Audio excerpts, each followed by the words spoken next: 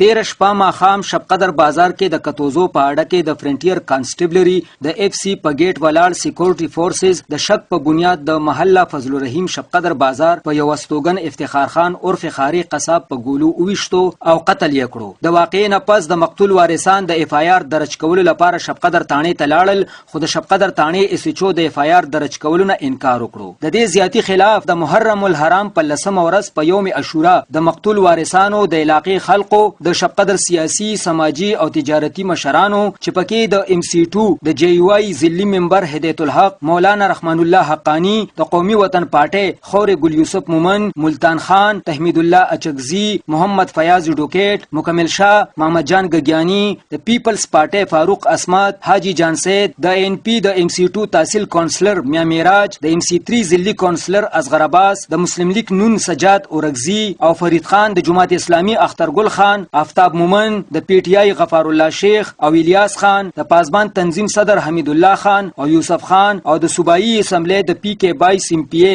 عارف احمدزی د مقتول لاش په ختم نبوت چوک شب قدر کې کېښودو او د پولیس او اف سی خلاف یې شدیده ناربازي وکړه. د مظاهرې لوجه تر 3 غنټو پورې د شب قدر بازار ټول مین سړکونه د هر قسمه ټریفیک لپاره بند وو. په دې موقع مقررینو په خپل ویناګانو کې وی چې اف آی آر د هر پاکستانی استوګن حق دی، خو مقامی پولیس د اف سی اهلکارو د بچ کولو لپاره اف آی آر نه درج کوي. مقررینو د اف سی اهلکارو لخوا د بیګناه خلکو وجنه په سختو ټکو کې اوغندله. دوی د حکومت نه د پولیس او اف سی اعلی مشرانو نه مطالبه وکړه چې د دې واقعې د بیطرفه انکوایري وکړي شي او په واقعیا کې ککړ د اف سی اهلکار خلاف ته اف آی آر درج کړي شي. دوی دا هم وی چې اف سی قلاده د شب قدر بازار نه بلخوا منتقل کړي شي. د علاقې د خلکو د سیاسي مشرانو د ګټور او موثر احتجاج لکبله انتظامیه په دې مجبوره شو چې اف آی آر درج کړي. د 3 غنټو د اوګد احتجاج نه پس د ډی اس پی شب قدر فیاض خان، اس ایچ او سروتانی ولایت خان، اس ایچ او شب قدر بسم الله جان، ام پی ای عارف احمدزی